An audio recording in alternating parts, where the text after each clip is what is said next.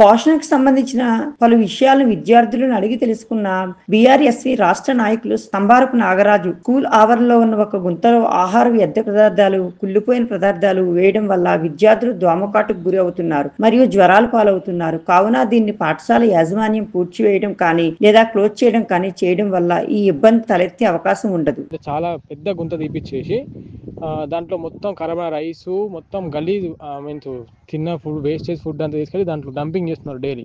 ఆ డంపింగ్ చేయడం వల్ల మొత్తం గలీజ్ వాసన వస్తుంది. కంప్లీట్ వాసన మొత్తం వైరస్లు ఉంటాయి. ఇంకోటి ఏంటంటే దోమలు కూడా చాలా తయారవుతున్నాయి. పిల్లలు పక్కనే పడుకుంటారు, అక్కడే స్నానం చేస్తారు. డెంగ్యూ ఇవన్నీ ఫీవర్లు వచ్చే ఛాన్సెస్ కూడా ఉన్నాయి. మొత్తం ఈ ఏరియా మొత్తం గలీజ్ వాసన వస్తుంది రోడ్డు నుంచి మొత్తం కంప్లీట్గా. దీన్ని విపరీతంగా తొందరగా కండిషన్ ఏంటంటే దీన్ని తొందరగా ఇది పొక్కను కూడిపేసి ఆ గుంతను కూడిపేసి మీన్స్ మొత్తం పిల్లలందరూ చెప్తున్నారు ఏంటంటే కంప్లీట్గా మొత్తం ఈ వాతావరణం అంతా గలీజ్ మొత్తం డ్రైనేజీ స్మెల్ మొత్తం కంప్లీట్గా ఎట్లున్నారంటే గలీజ్గా ఉన్నది. మొత్తం దోమలు చాలామంది డెంగ్యూ వచ్చే ఫీవర్ కూడా చాలామంది ఇంటికి వెళ్ళారంటే వాళ్ళు చెప్తున్నారు కంప్లీట్గా. అది జరుగుతుందన్న ఇక్కడ. ఇది కూడిపోయాక ప్రిన్సిపాల్ గారిని లెక్చర్స్ కూడా అడుగుతున్నారు ఏంటంటే అది కూడిపిస్తే మంచి బెస్ట్ ఉంటుంది. మీలాంటి వాళ్ళు